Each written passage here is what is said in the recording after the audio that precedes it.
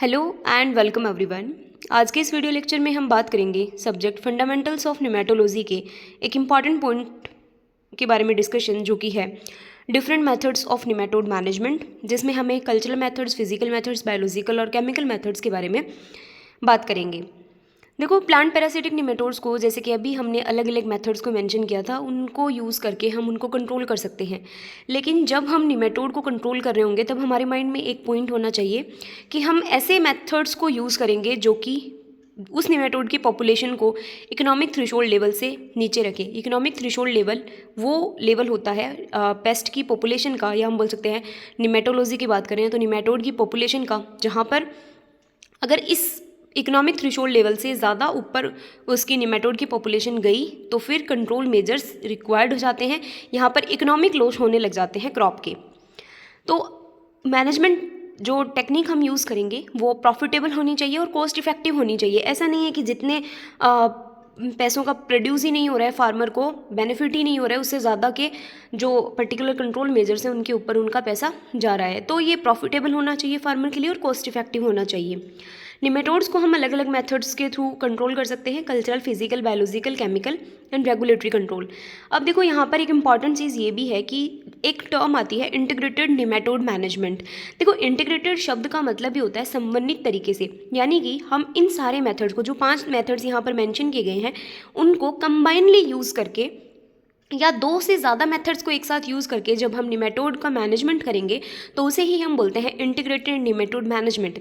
जब हम इंटीग्रेटेड शब्द का यूज़ कर रहे होते हैं तब हम बोल रहे होते हैं कि या तो हम कल्चरल, फिजिकल, बायोलॉजिकल मेथड्स को यूज़ करेंगे और केमिकल मेथड्स हमारे लिए लास्ट ऑप्शन होना चाहिए, कि बाकी मेथड्स को यूज़ करने पर अगर पेस्ट की पॉपुलेशन या निमेटोड की पॉपुलेशन जो है वो कम नहीं हो पा रही है तब हम केमिकल कंट्रोल के ऊपर जाते हैं, क्योंकि केमिकल कंट्रोल को यूज़ करने के काफ़ी ज़्यादा नुकसान भी है। यह एनवायरनमेंट को हार्म करता है, सस्टेनेबिलिटी को अफेक्ट करता है, तो इसलिए केमिकल कंट्रोल जो है वो एक लास्ट ऑप्शन के रूप में हम देखते हैं।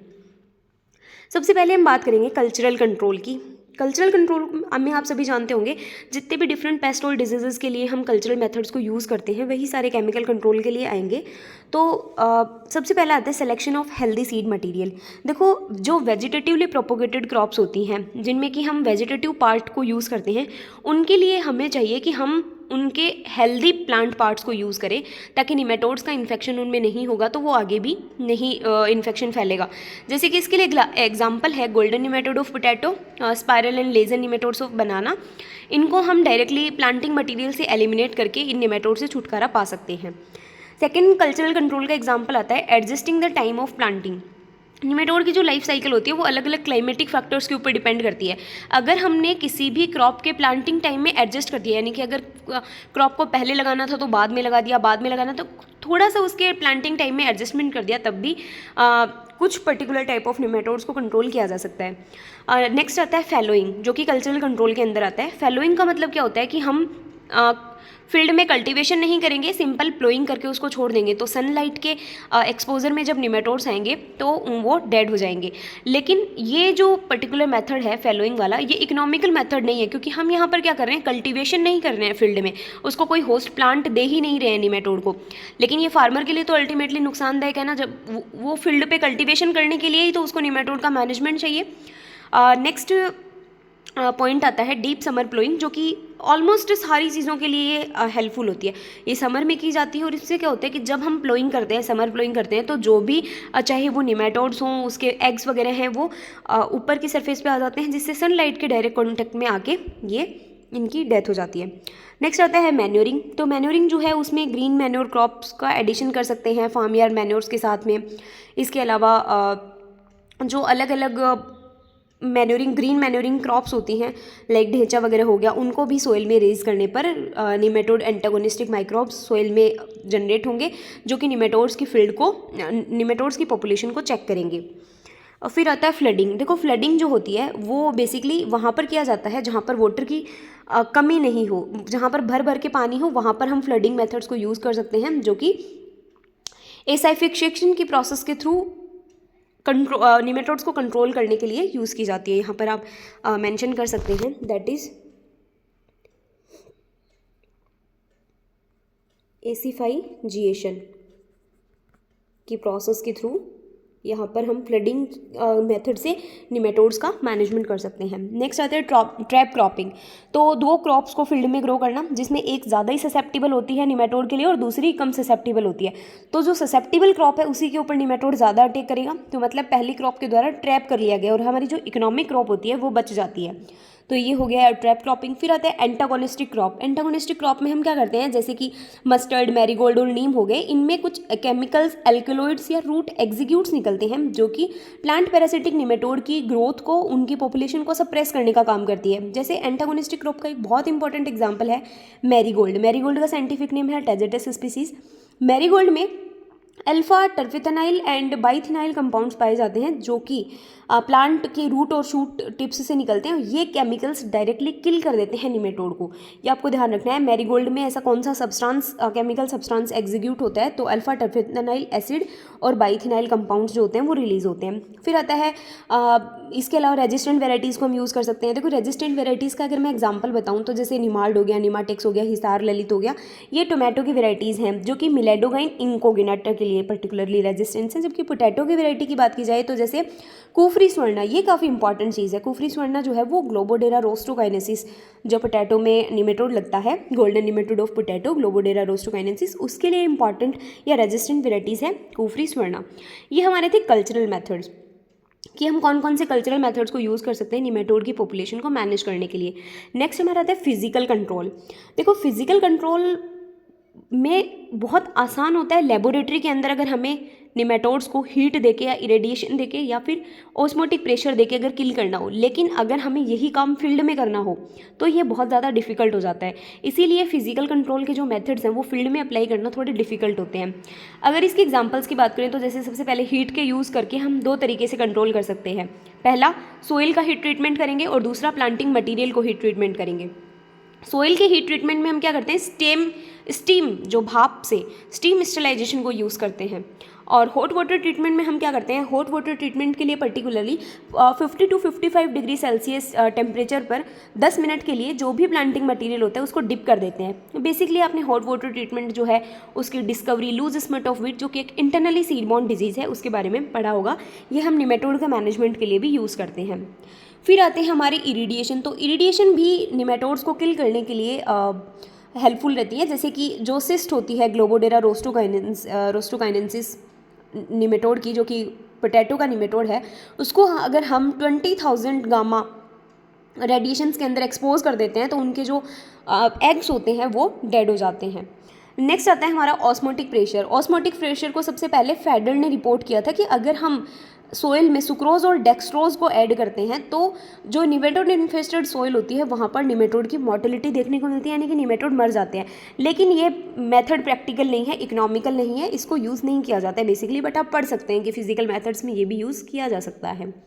फिर आता है वॉशिंग प्रोसेस। वॉशिंग प्रोसेस का बेसिक सा मतलब है, जैसे कि जो सिस्ट है एग्जाम्पल के लिए पोटैटो में, तो पोटैटो के प्लांट पार्ट्स या पोटैटो का जो पर्टिकुलर ट्यूबर है उसके साथ में वो चिपक जाती है। तो हम क्या करेंगे, जब उनकी हार्वेस्टिंग करेंगे तो उनको पर्टिकुलरली वॉश कर लेंगे, जिससे कि जो नए फील्ड में निमेटोड्स का स्प्रेड होने वाला था उसको अवॉइड किया जा सकता है। नेक्स्ट आता है फिजिकल कंट्रोल में seed cleaning. Seed cleaning modern mechanical seed cleaning भी आज के टाइम में है। बहुत सारी ऐसी टेक्निक्स हैं जिनके थ्रू सीड क्लीन किया जा सकता है, यानी कि जो सीड गोल्स होती हैं बेसिकली वो हेल्दी, अगर हम स्पेसिफिकली बात करें तो जैसे वीट हो गया तो उसे वीट सीड से नॉर्मली अलग कर सकते हैं। फिर आता है अल्ट्रासोनिक। देखो अल्ट्रासोनिक के भी एक बहुत लिटिल बिट इफेक्ट देखा गया है, हम बस मेंशन कर सकते हैं, इसको वाइडली यूज़ नहीं किया जाता है। जैसे एग्जांपल के लिए बात करें तो हेट्रोडेरा जो स्पीसीज़ है निमेटोड की, उसके ऊपर इसका लिटिल बिट इफेक्ट देखा गया है, बाकी ये प्रैक्टिकली फेजिबल नहीं है अल्ट्रासोनिक प्रैक्टिस भी। नेक्स्ट आते हैं बायोलॉजिकल कंट्रोल। देखो बायोलॉजिकल कंट्रोल का मेन एम होता है मैनिपुलेट करना पैरासाइट को, प्रीडेटर्स को और पैथोजेंस को। अच्छा, बायोलॉजिकल कंट्रोल का बेसिक मीनिंग क्या होता है? इसका बेसिक सा मीनिंग ये होता है कि हम डिफरेंट पैरासाइट्स और प्रीडेटर्स को यूज़ करेंगे निमेटोड्स के मैनेजमेंट के लिए, यानी कि निमेटोड एक माइक्रो ऑर्गेनिज्म है, उसके अगेंस्ट हम किसी लिविंग ऑर्गेनिज्म को यूज़ करेंगे उसको कंट्रोल करने के लिए, that is known as biological control. इसके काफ़ी अपने बेनिफिट्स भी हैं कि ये एनवायरमेंटल सेफ्टी प्रोवाइड कराता है, सस्टेनेबिलिटी प्रोवाइड कराता है और माइक्रो ऑर्गेनिज्म की पॉपुलेशन को काफ़ी हद तक मेनटेन करता है। देखो अगर हम पर्टिकुलर ये माने कि केमिकल्स से कोई भी पर्टिकुलर जो भी इंसेक्ट, पेस्ट, निमेटोड या जो भी फंजाई बैक्टीरिया है उसको कम्प्लीटली किल किया जाता है, तो ये हमारे एनवायरनमेंट के लिए बिल्कुल सेफ़ नहीं है। हम सिर्फ इतना चाहते हैं कि जो भी पेस्ट की पॉपुलेशन हो, जो भी माइक्रो ऑर्गेनिज्म है जो कि प्लांट को हार्म कर रहा है, उसकी जो पॉपुलेशन है उसको इकोनॉमिक थ्रेशोल्ड लेवल से नीचे रखा जाए। हमें कभी नहीं ये चाहिए कि वो एकदम कम्प्लीटली मर जाए, क्योंकि हमारे एनवायरनमेंट में एक फूड चेन, फूड वेब आपने पढ़ा होगा, वो पर्टिकुलरली मेंटेन रहता है। एक माइक्रो ऑर्गेनिज्म दूसरे माइक्रो ऑर्गेनिज्म के ऊपर डिपेंड करता है, तो इससे हमारी पूरी फूड चेन जो है, फूड वेब जो है वो अफेक्ट होता है। तो इससे एनवायरनमेंट के अंदर बहुत ज़्यादा अनस्टेबिलिटी देखने को मिलती है। तो हमारा हमेशा मोटिव ये रहता है कि जब भी हम किसी भी कंट्रोल मेजर को यूज़ कर रहे होंगे, तब हमारा मेन एम ये होना चाहिए कि हम पर्टिकुलर पेस्ट की पॉपुलेशन को या पर्टिकुलर कोई भी माइक्रो ऑर्गेनिज्म जो कि हार्मफुल है उसके पॉपुलेशन को हम इकोनॉमिक थ्रेशोल्ड लेवल से नीचे मेंटेन रखें। बायोलॉजिकल कंट्रोल के लिए अगर एग्जांपल्स की बात करें तो आपको 2 एग्जांपल्स याद रखने हैं। एक फंजाई का जो कि है पैसिलियोमाइसिस लीलासीनेस, जो कि एग पैरासाइट है। ये भी काफ़ी बार क्वेश्चन पूछा जाता है कि सपोज क्वेश्चन दे दिया है कि पैसिलियोमाइसिस लीलासीनेस जो है वो क्या है, एग पैरासाइट है, लार्वल पैरासिटोइड है, इस तरीके से। तो ये एग पैरासाइट है बहुत सारे निमेटोड्स पे, जैसे कि स्पेसिफिकली ये मिलेडोगाइन, हेटरोडेरा, रोटाइलिंकस और टाइलिंकुलस के ऊपर ये काफ़ी इफेक्टिव इसका यूज़ कर सकते हैं।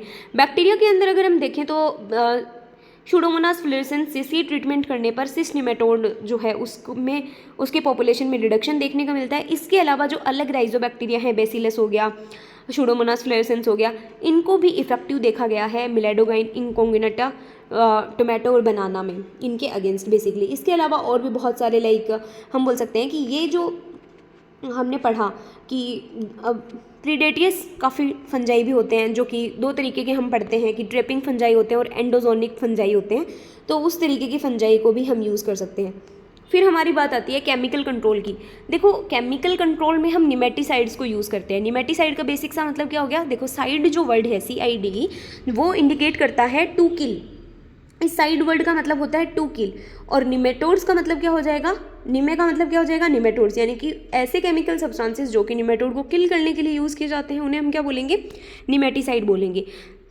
सबसे पहले निमेटिसाइड के रूप में कुहने ने CS2 को यूज़ किया था शुगर बीट निमेटोड को कंट्रोल करने के लिए। उसके बाद बेसे नाम के साइंटिस्ट ने CS2 को यूज़ किया रूट नॉट निमेटोड के अगेंस्ट। फिर अलग अलग साइंटिस्ट आए, उन्होंने अलग अलग चीज़ों को यूज़ किया। हम अगर इंपॉर्टेंट निमेटिसाइड्स के आपको एग्जाम्पल याद रखने हैं तो आप इथाइलिन डाइब्रोमाइड को याद रख सकते हैं, जो कि स्पेसिफिकली सिस निमेटोड के लिए यूज़ किया जाता है। इसके अलावा आप डाई ब्रोमो क्लोरोप्रोपेन को याद रख सकते हैं, DD मिक्सचर, मिथाइल ब्रोमाइड जो है ये काफ़ी इंपॉर्टेंट है, इसको काफ़ी बार यूज़ किया जाता है, दैट इज़ मिथाइल ब्रोमाइड। और पूछा भी जाता है कि कौन सा निमेटिसाइड है, which one of the following, तो मिथाइल ब्रोमाइड को आपको याद रखना है। और इसके अलावा आप ये जो नंबर ऑफ एग्जाम्पल्स हैं इनको देख सकते हैं। फिर आता है इंटीग्रेटेड निमेटोड मैनेजमेंट स्ट्रैटेजीज। देखो इंटीग्रेटेड निमेटोड मैनेजमेंट के बारे में हमने शुरू में ही इसका मीनिंग डिस्कस कर लिया था कि अब हम सारे मेथड्स को यूज़ कर रहे हैं जो भी पॉसिबल हैं। अभी देखो अगर नर्सरी के लिए हमें, ट्रांसप्लांटेड क्रॉप्स के लिए अगर हमें निमेटोड स्ट्रैटेजीज बतानी है तो हम क्या करेंगे, नर्सरी एरिया को थोड़ा अलग से बनाएंगे, डीप समर प्लोइंग करेंगे नर्सरी एरिया जो होगा वहाँ पर, एंटागोनिस्टिक क्रॉप को यूज़ करेंगे, जैसे कि अभी हमने मैरीगोल्ड का एग्जांपल लिया था, नॉन होस्ट क्रॉप को यूज़ करेंगे, soil solarization, resistant varieties, green manuring, bio agents को यूज़ करेंगे। तो यहाँ पर क्या हो रहा है, हमने कल्चरल मेथड्स को भी यूज़ किया है। अगर यहाँ पर हॉट वाटर ट्रीटमेंट आ जाता तो हमने फिजिकल मेथड्स को भी यूज़ कर लिया। इसके अलावा बायोलॉजिकल मेथड्स को भी, क्योंकि यहाँ पर लिखा गया है कि बायो एजेंट्स जैसे कि पैसिलियोमाइसिस लीलासीनेस या ट्राइकोडर्मा विरिडियो, ट्राइकोडर्मा प्लस शूडोमोनास फ्लोरेसेंस, इन सब का यूज़ करो। तो बायोलॉजिकल मेथड्स भी हो गए। और लास्ट में, सबसे लास्ट में हमें यूज़ क्या करना है, इफेक्टिव निमेटिसाइड लाइक कार्बोफ्यूरोन वगैरह, फॉरेट वगैरह, इनको हम यूज़ कर सकते हैं।